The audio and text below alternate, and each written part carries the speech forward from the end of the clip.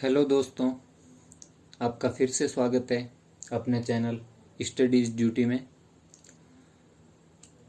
हम पढ़ रहे थे राजस्थान में 1857 की क्रांति और उसमें पढ़ रहे थे इसके कारण का पार्ट फर्स्ट देख लिया था, जिसमें हमने 4 कारण देख लिए थे। आपसी विवादों में मध्यस्थता, राजा तथा सामंतों का विवाद, उत्तराधिकार विवाद और वार्षिक लगान। अब हम 5वां कारण देखेंगे, जो है अंग्रेजों द्वारा नियंत्रित सेनाओं का गठन। 5वां कारण है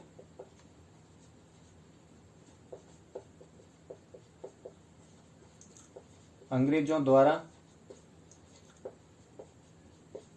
नियंत्रित सेनाओं का गठन।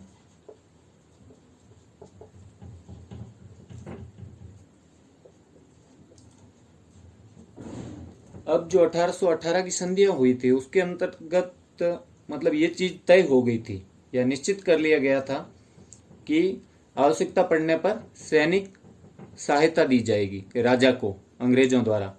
लेकिन कंपनी ने क्या किया, अपना पूरी तरह से वर्चस्व स्थापित करने के लिए अंग्रेज अधिकारियों के अधीनस्थ सेना के गठन हेतु बाध्य कर दिया। उन्होंने कहा आपकी जो सेना है वो कुशल नहीं है, इसलिए आप एक अंग्रेज अधिकारी के अधीन उसको अफसर मानते हुए एक उसके अंतर्गत एक सेना का गठन करो। तो उससे क्या हुआ, पहले तो जो राजा की सेना होती थी वो सामंतों द्वारा ही लाई जाती थी, मतलब शक्ति का प्रतीक थे एक तरह से सामंत। तो इससे क्या हो गया कि जो सामंती सेना थी वो होगी अनुपयोगी और बेरोजगारी बढ़ने लगी। तो क्या हुआ कि पहले तो अपने को ये लिखना है कि 1818 की जो संधि हुई थी उसमें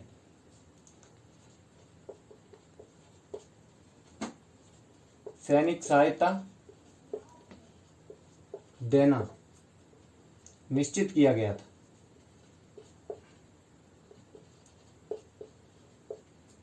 परंतु अपना वर्चस्व स्थापित करने के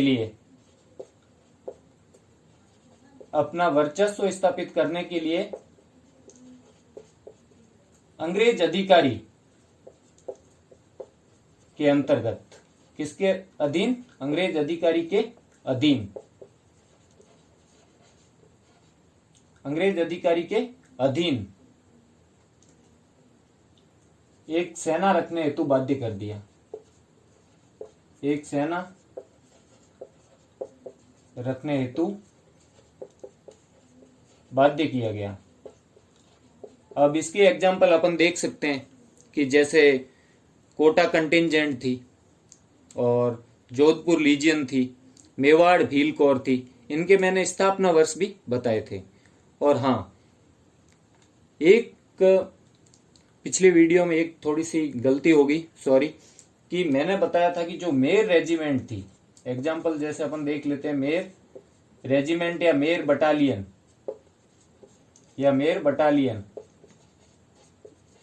इसकी स्थापना 1822 में हो गई थी, 22 में स्थापना हो गई थी और मैंने बता दिया था 1824। वैसे कई लोग इसको 1824 से मानते हैं, जो उसके बाद ये मेर रेजिमेंट बाद में बदल के अब 44 गोरखा रेजिमेंट हो गई धीरे धीरे इंडिया में, जब भारत आजाद हो गया उसके बाद।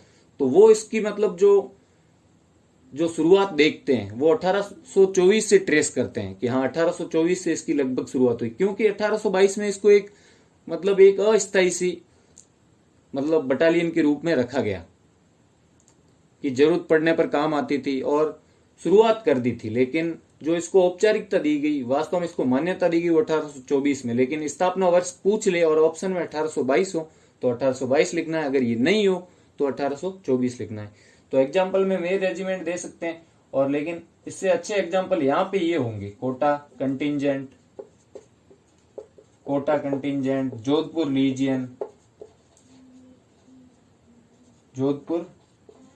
Lesion, MBC Mewar Bhil corps 1800 कब हुई थी, 44 में मेवाड़ भील कौर, इनकी स्थापना की गई।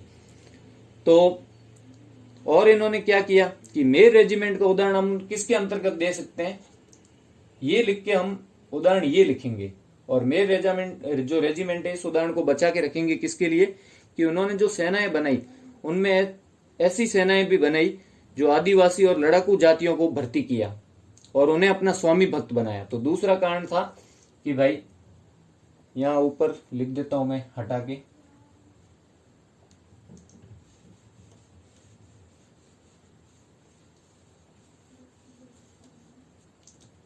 कि जो आदिवासी और लड़ाकू जातियां थी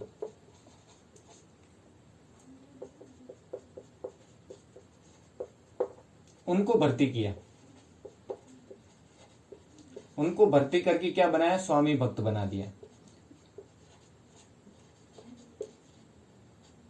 इसीलिए तो जब जो 15वीं नेटिव बंगाल नेटिव इन्फेंट्री थी उसको अजमेर से हटा के जब नसीराबाद भेजा था ना, शक के आधार पे कहीं ये विद्रोह न कर दे, तब किसको बुलाया था, इस मेर रेजिमेंट को। इतना विश्वास था उनको। और वैसे भी ये उसमें 1857 की क्रांति में ये उनके विश्वास पात्र साबित हुए। इन्होंने विश्वास को बनाए रखा। अंग्रेजों के साथ विश्वासघात मेर रेजिमेंट ने नहीं किया था। और पहले ये ब्यावर में तैनात थे तो वहां भी कोई विद्रोह क्या नहीं हुआ था। ब्यावर से इनको कहां बुलाया था, अजमेर। और अजमेर से 15वीं को कहां भेज दिया था, नसीराबाद, जहां उसने विद्रोह कर दिया था। तो क्या हो गया, अब जो मेर रेजिमेंट बनाई उससे क्या हो गए, जो लड़ाकू और आदिवासी जातियां इनकी स्वामी भक्त हो गई। और ये दूसरी जो बनाई थी राजा के अधीन, कोटा कंटिंजेंट, जोधपुर लीजियन, इनका खर्चा भी किस पे थोप दिया, इनका खर्चा थोप दिया राजा पे, राज्य पे। तो कोटा कंटिंजेंट और इनका खर्चा किस पे, जो सेनाएं नियंत्रित सेनाओं का गठन किया गया था, इन नियंत्रित सेनाओं का, इनका खर्चा किस पे डाल दिया, राजा पर या राज्य पर। तो एक तरह से ये और ज्यादा भार पड़ गया उन पे। तो जनता भी थोड़ी नाराज हुई इससे कि ये बात सही नहीं है। और इसके साथ ही उन्होंने क्या किया, छावनियों का निर्माण किया और शहरों का निर्माण किया, जो मतलब सैनिक दृष्टि और सामरिक दृष्टि से महत्वपूर्ण हो। तो वो सामरिक दृष्टि से महत्वपूर्ण स्थानों पर किया, जैसे ब्यावर छावनी बनाई, ये सब वहां पे उन्होंने जो सामरिक दृष्टि से महत्वपूर्ण स्थान थे वहां पे उन्होंने क्या किया, छावनियां स्थापित की। तो एक पॉइंट ये भी लिख सकते हैं कि सामरिक दृष्टि से, सामरिक दृष्टि से महत्वपूर्ण स्थानों पर, महत्वपूर्ण स्थानों पर क्या बनाई, छावनी। और वहां इन सेनाओं को तैनात कर दिया। जैसे मेवाड़ भील कौर कहां थी, खैरवाड़ा में। कोटा कंटिंजेंट देवली में थी और कोटा में भी थी। जोधपुर लीजियन एरिनपुरा में थी। तो इन छावनियों में वहां पे इन सेनाओं को स्थापित कर दिया। तो इससे अब क्या फर्क पड़ा इन सेनाओं को स्थापित करने से, तो वो हम देखेंगे कि मेन विद्रोह क्यों हुआ। सेना स्थापित करने से क्या हो गया कि एक तो जो सामंती सेना थी वो अनुपयोगी हो गई। तो सामंतों का क्या हो गया, सामंतों का पद में थोड़ी गिरावट आ गई, उनका सम्मान थोड़ा कम हो गया, उनकी जरूरत कम होगी। राजा ने सामंतों को धीरे धीरे हटाना शुरू किया, जागीर भूमि को खालसा करना स्टार्ट किया। तो सामंती सेना अनुपयुक्त हो गई और सामंत का वर्चस्व कम हो गया। सामंत का जो वर्चस्व था वो क्या हो गया, कम हो गया। और इससे क्या होगी, बेरोजगारी भी हुई, क्योंकि सामंत की सेना में स्थानीय लोग भर्ती रहते थे। तो बेरोजगारी बढ़ने से क्या हुआ, जनता नाराज हुई।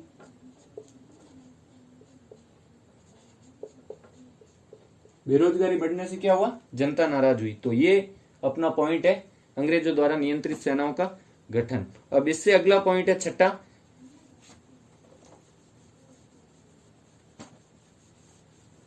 जैसे सेनाएं बनाई वैसे ही इन्होंने क्या किया, राज्य पर अंग्रेज अधिकारी भी थोप दिए।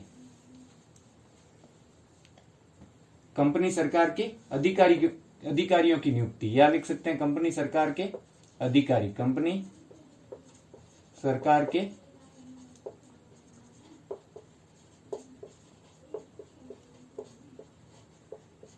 अधिकारियों की नियुक्ति।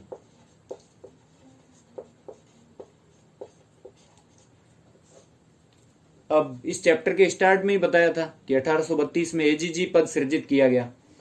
तो पहला ही हम पॉइंट लिख सकते हैं, एजीजी राजपूताना पद सृजित हुआ।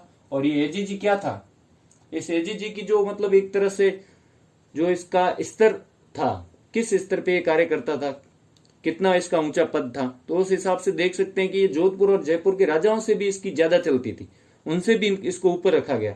इसको 13 तोपों की सलामी दी गई।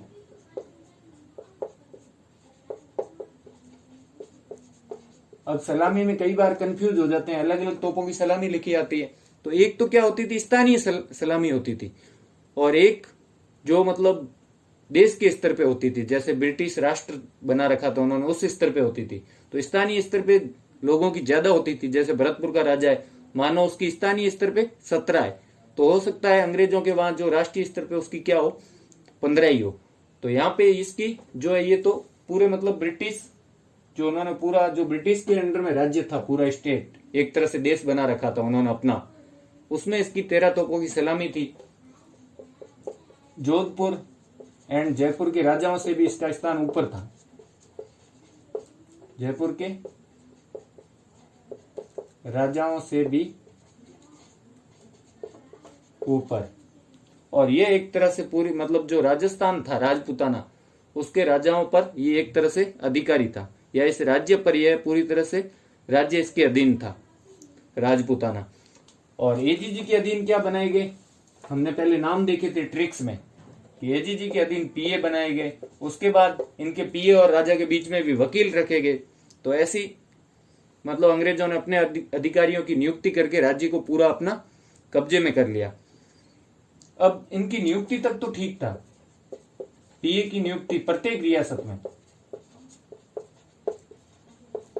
लेकिन ये जो अधिकारी थे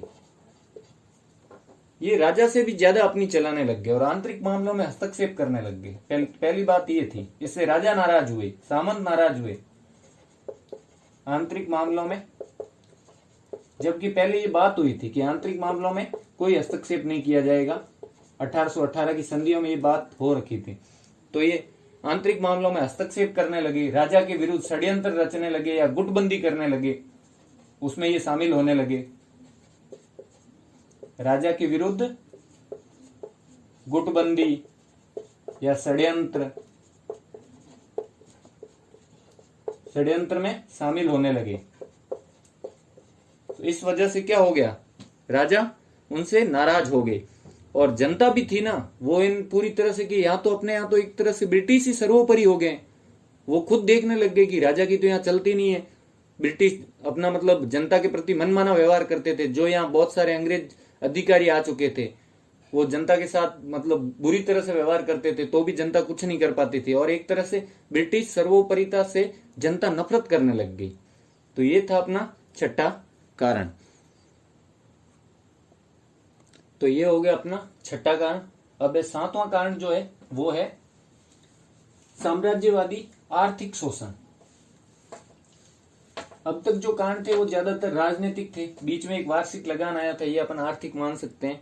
तो ये कारण है 7वां,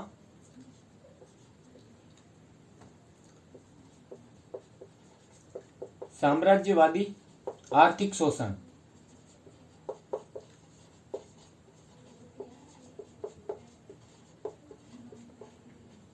अब इन संधियों से पहले और जो 18वीं शताब्दी थी या सदी थी, उसके उत्तरार्ध में मतलब उसके शुरुआती वर्षों में राजस्थान की आर्थिक रूप से बहुत अच्छी स्थिति थी, क्योंकि राजस्थान से व्यापारिक मार्ग गुजरते थे मध्य एशिया तक जाने के, मध्य एशिया वगैरह। तो राजस्थान की जरूरत पड़ती थी बीच में, और व्यापारिक मार्ग गुजरता है तो उससे राजा को क्या होती थी, आय होती थी राज्य को, पारगमन शुल्क वगैरह लगते थे। जैसे अपने यहाँ सीमा शुल्क और आयात निर्यात के लिए टैक्स लगते हैं, वैसे ही तो व्यापारिक मार्ग गुजरते थे। जैसे आगरा से सिंध का मार्ग गुजरता था, वो राजस्थान से होके जाता था, राजस्थान और राजस्थान के बाद में सिंध। ये मार्ग बहुत फेमस था, व्यापारी इस मार्ग से जाके व्यापार करते थे। और यहाँ से जो राजस्थान में थी नमक है, रुई है, अफीम है, इनका निर्यात होता था बहुत बड़ी मात्रा में। तो नमक सांबर वगैरह से जो बनता था, नमक है, रुई है, कपास और अफीम है, इनका निर्यात होता था बहुत बड़ी मात्रा में। और जेम्स टॉड जो उसने खुद ने लिखा है कि उस वक्त जो है मेवाड़ में ये यूरोप और जो जम्मू कश्मीर की चीजें थी वो एकदम सुलभ थी, मिल जाती थी। तो अपन ये स्टेटमेंट भी इसमें लिख सकते हैं। लेकिन जब भी बड़ा क्वेश्चन आए तो ये जो पॉइंट्स है छोटी छोटी चीजों में अपने को बना के लिखने हैं, क्योंकि ज्यादा पॉइंट हो जाएंगे, इसलिए ज्यादा बताएं कि कम से कम थोड़े तो याद रहे। और उसमें भी अगर एक पॉइंट आ जाए कि किस रूप से अंग्रेजों ने आर्थिक शोषण किया, फिर आप इसको बड़ा सा लिख सकते हो। तो उसमें जेम्स टॉड ने क्या कहा था वो भी अपन लिख सकते हैं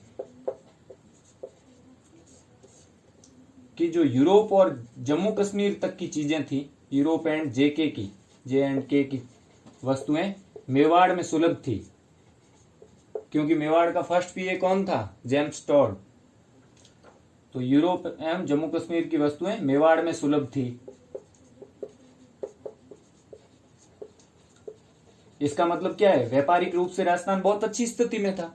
और दूसरा, उन जेम्स टॉड ने यह बताया था कि जो जैसलमेर जैसा एकदम मरुभूमि में स्थित राज्य है, जहां केवल मरुस्थल ही मरुस्थल है, वहां भी मतलब वार्षिक जो पारगमन शुल्क कि एक राज्य से दूसरे राज्य में जब वस्तुएं ले जाते थे तो बीच में जो राज्य पड़ता था वो पारगमन शुल्क लेता था।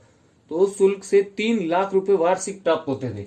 तो जेम्स टॉड ने कहा था कि जैसलमेर जैसा मरुभूमि राज्य है, मरुभूमि, वहां भी 3 लाख रुपए वार्षिक, 3 लाख रुपए वार्षिक पारगमन शुल्क से आय होती थी। पारगमन शुल्क को जैसलमेर में क्या बोलते थे? सायर। क्या बोलते थे? ये क्वेश्चन भी पूछ सकते हैं। इसीलिए मैंने बोला था कि सब्जेक्टिव के लिए ये कारण आते हैं, लेकिन ऑप्शन ऑब्जेक्टिव वगैरह के लिए भी ये पढ़ना चाहिए, क्योंकि बीच में ऐसी कई चीजें आएगी। सायर पारगमन शुल्क, पारगमन शुल्क से आय होती थी उनको इतनी। और दूसरी बात, जब व्यापारिक मार्ग गुजरता था तो उसकी सुरक्षा का जिम्मेदारी कौन लेता था? नहीं तो लूट ले डाकू वगैरह, तो वो सामंत लेते थे। तो सामंत उसके बदले में व्यापारियों से क्या लेते थे? कर लेते थे। जैसे राहदानी है कि मतलब इस राह से गुजरोगे तो आपकी भाई सुरक्षा का जिम्मा हम लेते हैं और हमें कर देना पड़ेगा। राहदानी, दाना पानी, और उसकी सुरक्षा के लिए जो सैनिक लगे रहते थे तो उससे रोजगार भी उन सैनिकों का बना रहता था, तो एक्स्ट्रा रोजगार मिलता था। तो जब ये मार्ग ही खत्म हो जाएंगे तो वो रोजगार खत्म हो जाएगा, सामंत की आय खत्म हो जाएगी, राजा भी परेशान होगा, तो सब नाराज होंगे। और व्यापारी जो थे, कई व्यापारी इतने बड़े थे कि जरूरत पड़ने पर राजा और सामंतों को भी उधार देते थे। तो व्यापारी जो थे, ये राजस्थान की अच्छी व्यापारी स्थिति को बताता है। और आज भी हम देखते हैं बड़े बड़े जो अपने यहाँ भारत में बिजनेसमैन है, उसमें मारवाड़ियों का नाम, राजस्थानियों का नाम जरूर आता है। जैसे बिड़ला है, ये सब कहाँ से गए हुए हैं? राजस्थान से। कई बार अपने लोगों के नाम सुने होंगे, पोद्दार वगैरह, तो ये राजस्थान से गए हुए हैं और बोलते हैं आज भी कि हमारा जो मूल है वो राजस्थानी है। तो व्यापारी जो थे वो राजा या सामंत को धन उधार देते थे, सामंत को धन उधार देते थे। और ये उधार किस रूप में देते थे? हुंडियों के रूप में। आप जब इकोनॉमिक्स पढ़ोगे तब उसमें प्रतिभूतियां पढ़ोगे। जैसे ये ज्यादा तो अभी जिसने नहीं पढ़ी इकोनॉमिक्स उसको नहीं समझ में आए तो ये समझ लो, जैसे कोई बॉन्ड देता है कि इस बॉन्ड के बदले में इतने रुपए मिल जाते हैं। जैसे अब सरकारी बॉन्ड होता है उसके बदले में रुपए मिलते हैं, या फिर कोई दूसरी कंपनी किसी को बॉन्ड देती है उसके बदले में ऋण लेती है। ऐसा होता है ना, ये प्रतिभूतियां कहलाती कि अपन कोई वस्तु रख के जैसे पैसे लेते थे, वैसे ही कोई अपन एक पहले से वादा करें किसी पेज पे, जैसे स्टाम्प वगैरह पे, और लिख के दें उसके बदले में पैसे लें। या सेंसेक्स में जैसे शेयर बाजार है उसमें अपन शेयर लेते हैं, तो शेयर की जैसे रेट बढ़ती है घटती है तो ये प्रतिभूति होती है। वैसे ही पहले जो पुराने समय में प्रतिभूति होती थी वो होती थी हुंडी। तो हुंडियों से लेन देन होता था, इतनी अच्छी स्थिति थी उस वक्त, हुंडियों से लेन देन होता था। और इसका उदाहरण लिखना है तो एक चूरू के मिर्जामल पोद्दार नाम के आदमी थे। उनकी जो दिल्ली में शाखा थी, शाखाएं बनी हुई थी उनकी जो दिल्ली शाखा, क्योंकि यहां से किसी और राजा को धन देना है तो यहां से बैठे हुए हम कैसे दे सकते हैं? वहां पे जैसे हवाला उद्योग होता है वैसे ही यहां बैठे हुए वहां की हुंडी खरीदे या हुंडी वापस जमा करा के धन ले। तो हुंडियों के बदले में तो एक इसका एग्जाम्पल लिखेंगे, चूरू के जो मिर्जामल पोद्दार थे, मिर्जामल पोद्दार, उनकी दिल्ली शाखा में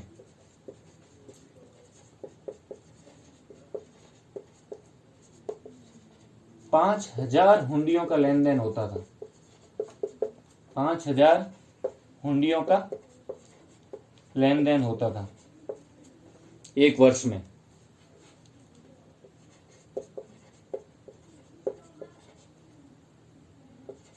एक वर्ष में 5,000 हुंडियों का, तो इतनी ज्यादा अच्छी स्थिति थी राजस्थान की, राजपूताने की। और सबसे बड़ी बात थी यहां से व्यापारिक मार्गों का गुजरना।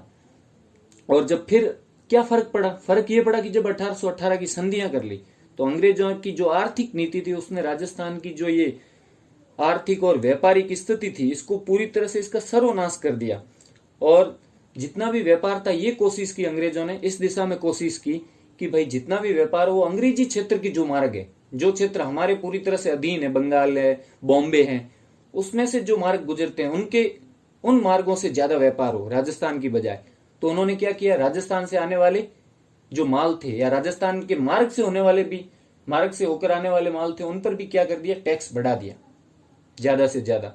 और अपने जो मार्ग थे उन पे, उनसे होकर आने वाले जो माल थे उन पे टैक्स घटा दिया। तो वहां से माल ज्यादा आने लगा, क्योंकि जब व्यापारी को भाई राजस्थान से होकर आना महंगा पड़ने लग गया तो वो दूसरे मार्ग से जाएगा, तो राजस्थान में व्यापार कम होने लग गया। तो पहला तो उन्होंने इस दिशा में प्रयास किया।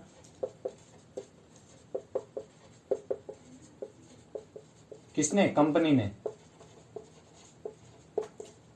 कि अंग्रेजी क्षेत्र के जो मार्ग है, अंग्रेजी क्षेत्र के मार्गों से ज्यादा व्यापार हो।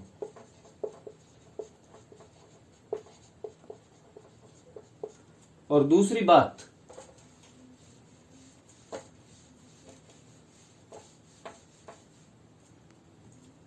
दूसरा उन्होंने क्या किया कि राजस्थान से होकर आने वाले या राजस्थान में से आने वाले या राजस्थान से बनी हुई चीज पर टैक्स बढ़ा दिया।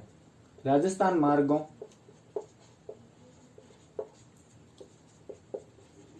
से होकर आने वाले माल पर, होकर आने वाले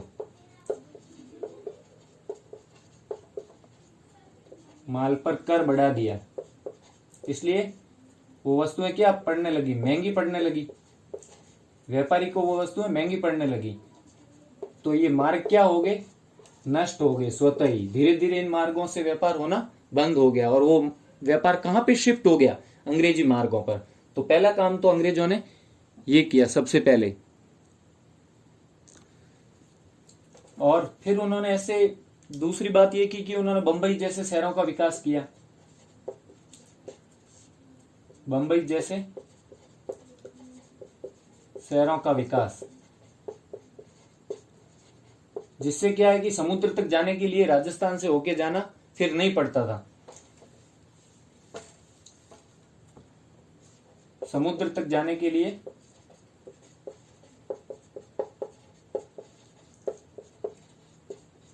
बंबई का विकास कर लिया, तो अब राजस्थान में से होकर नहीं जाना पड़ता था।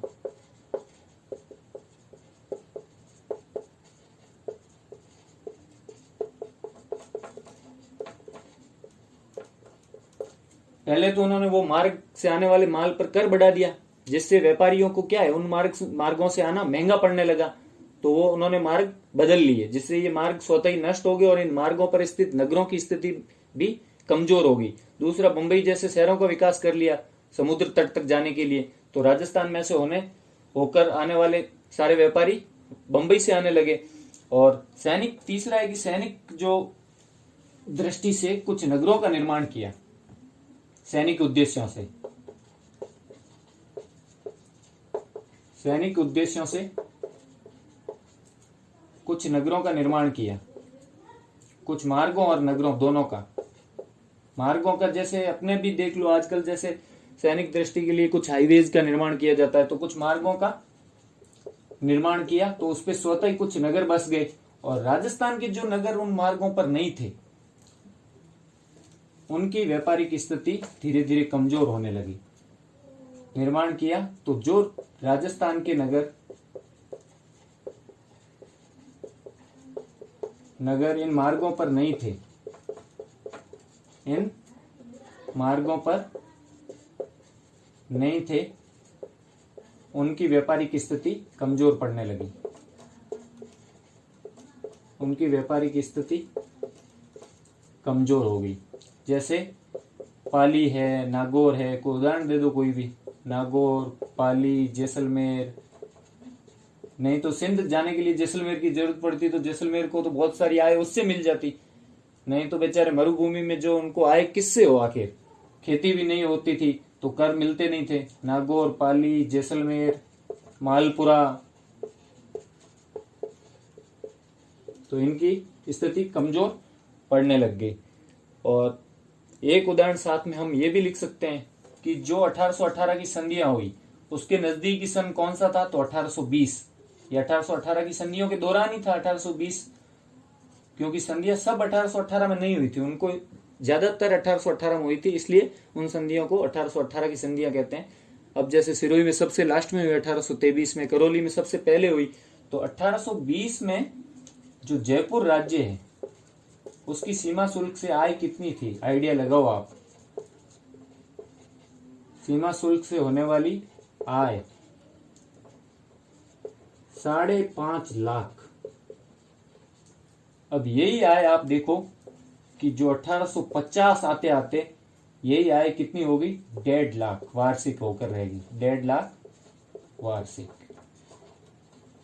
तो इतनी ज्यादा उनकी स्थिति में परिवर्तन आ गया। आप सोचो, पूरी तरह से अंग्रेजों ने राजस्थान की मतलब जो आर्थिक स्थिति थी उसको बिगाड़ के रख दिया। और साथ ही अब जब अंग्रेजी मार्गों से व्यापार होने लगा तो फिर अपनी संस्कृति भी प्रभावित होगी। और लोग क्या होंगे, अंग्रेजी संस्कृति से प्रभावित होंगे, अंग्रेजी सामान का भी यूज करेंगे। जब हम देखेंगे आजकल सब विदेशी सामान यूज करते हैं, वैसे ही एक लाइन और भी लिख सकते हैं इसके अंतर्गत कि उनको फायदा ये हुआ जब अंग्रेजी मार्गों से व्यापार होने लगा, अंग्रेजी मार्गों से व्यापार होने लगा, तब क्या हुआ, अंग्रेजी वस्तुओं की मांग बढ़ गई। क्योंकि संस्कृति से प्रभावित होकर फिर हम वही चीज मंगाएंगे। अंग्रेजी वस्तुओं की मांग बढ़ गई। तीर का मतलब ऊपर का तीर जब भी मैं बनाऊं मतलब मांग बढ़ गई है। अब अगला 8वां देख लेते हैं फटाफट, बहुत सारे इसके कारण है क्रांति के। तो अगला कारण है व्यापारियों का निष्क्रमण। जब व्यापारिक स्थिति ही कमजोर हो गई, व्यापारिक मार्ग ही नष्ट हो गए, तब व्यापारी क्या है, धीरे धीरे वहां से पलायन करने लग गए। अब हम देखते ही हैं कि पोद्दार वगैरह ये सब कहाँ बैठे हैं आजकल, कलकत्ता, बॉम्बे, यहाँ आपको ज्यादा मिलेंगे। साउथ में भी है राजस्थानी मारवाड़ी लोग। तो कौन सा 7वां कारण हो गया था ना, तो 8वां कारण है व्यापारियों का निष्क्रमण। व्यापारियों का निष्क्रमण। तो पहले थोड़ा सा बता देता हूं मैं कि जब यहाँ मार्ग नष्ट हो गए तो अंग्रेजों ने दूसरी तरफ क्या, एक पक्ष तो उनको नष्ट, व्यापारिक मार्गों को नष्ट करने में लगाया, एक काम कार्य किया, और दूसरा कार्य क्या किया, जो व्यापारी वहां से पलायन करने लगे उनको अपने क्षेत्र में बसाना स्टार्ट किया। उनको निःशुल्क भूमि दी, उनको माल परिवहन के लिए सुविधाएं दी कि भाई आप आसानी से माल परिवहन कर सकते हो, और उनको उधार धन भी दिया कि आप यहाँ पे अपना व्यापार शुरू करो। और चौथी बात उनको जो कि भाई आप उधार किसी को दोगे, राजा वगैरह को, तो उधार वसूल की गारंटी भी उन्होंने ली। तो एक और तो व्यापार को नष्ट किया और दूसरी ओर उन्होंने व्यापारियों को अपने क्षेत्र में बसाना स्टार्ट किया। तो अपन यहां लिखेंगे एक और राजस्थान या राजपुताना लिखेंगे, यहाँ पे राजपुताना के व्यापार को नष्ट किया। नष्ट किया तो दूसरी ओर क्या किया, दूसरी ओर उन्होंने व्यापारियों को अपने क्षेत्र में बसाना शुरू किया। व्यापारियों को अपने क्षेत्र में बसाना शुरू किया और क्या क्या सुविधाएं दी, जैसे निःशुल्क भूमि दी कि व्यापार स्थापित करो, उधार वसूली की गारंटी दी, उधार वसूली की गारंटी, और सबसे अच्छी चीज दी वो उन्होंने ये दी उनको कि माल परिवहन की सुविधा। माल, इसीलिए तो वो यार रेलवे वगैरह बना रहे थे अपने स्वार्थ के लिए, माल परिवहन की सुविधा दी। तो इससे क्या हो गया, इससे अपने यहाँ तो जब व्यापारी चले गए तो अपने यहाँ रोजगार समाप्त होने लग गए, पूरी तरह से रोजगार समाप्त होने लगे। तो जनता क्या हुई, नाराज। और दूसरी बात, मैं पहले बता चुका हूं कि सामंत जो थे उनको व्यापारियों से कर मिलता था, क्योंकि व्यापारी जिन रास्तों से जाते थे वहां उन रास्तों पर उनको सुरक्षा प्रदान करवाते थे सामंत अपने सैनिकों द्वारा, और उनके बदले में वो क्या लेते थे, कर लेते थे। तो दूसरी चीज ये है कि सामंतों को व्यापारियों से मिलने वाले कर, सामंतों को व्यापारिक मार्गों पर व्यापारियों की सुरक्षा से, व्यापारियों की सुरक्षा के बदले मिलने वाले कर, कौन कौन से, राहदानी, दाना पानी। राहदानी मतलब इस राह से जाओगे, और दाना पानी मतलब भाई आपकी जब सुरक्षा कर रहे हैं तो कुछ तो दाना पानी दो हमें भी। तो दाना पानी, इस नाम के कुछ कर हुआ करते थे, वो कर मिलना उनको बंद हो गए।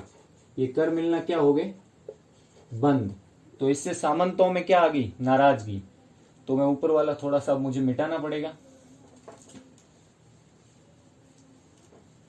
आप वीडियो को पॉज करके लिख सकते हैं ये चीजें, इसलिए क्योंकि बोर्ड थोड़ा सा छोटा है और फिलहाल बाजार बंद है, तो जितने संसाधन है उन्हीं से काम चलाना पड़ रहा है। तो जब कर उनको मिलना बंद हो गए तो सामंत नाराज हो गए, सामंत की आय क्या होगी, कम होगी, सामंत की आय कम हो गई। इससे सामंत क्या हो गए, नाराज।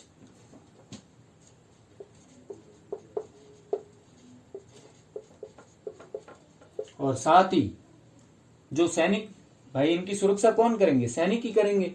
तो इनकी सुरक्षा में जो सैनिक लगाए हुए थे वो सैनिक भी वहां से हट गए। तो इससे क्या हुआ, रोजगार भी समाप्त हो गए, रोजगार भी समाप्त। क्योंकि इनकी सुरक्षा कौन करते थे रास्ते में जाते वक्त, सामंत की सैनिक। तो सामंत को कोई ना कोई सैनिक वहां पे पोस्टेड करना पड़ता था कि आप यहाँ पे रहोगे सुरक्षा के लिए। तो अब जब वो व्यापारिक मार्ग ही नहीं रहा तो सामंत उस सैनिक का बोझ अपने पे क्यों लेगा, सैनिक को हटा देगा, तो रोजगार क्या हो जाएगा, समाप्त हो जाएगा। तो अब वीडियो लंबा ना हो जाए इसलिए अपन कारण का एक पार्ट तो मैं पहले बता चुका हूं, ये कारण का दूसरा पार्ट है, और अब हम जो बाकी बचे जो कारण है वो तीसरे पार्ट में देख लेंगे। तो आज के लिए इतना ही। अगर आपको जो मैंने पढ़ाया और जो चीज़ें बताई वो अच्छी लगी हो और आपको ये पढ़ाना पसंद आया हो तो अपना ये चैनल स्टडी इज ड्यूटी अ मोडो मियो, इसको ज़रूर सब्सक्राइब करें और अपने दोस्तों से ज़्यादा शेयर करें और वीडियोज़ को लाइक करें, और साथ ही पढ़ते रहें। And study is duty.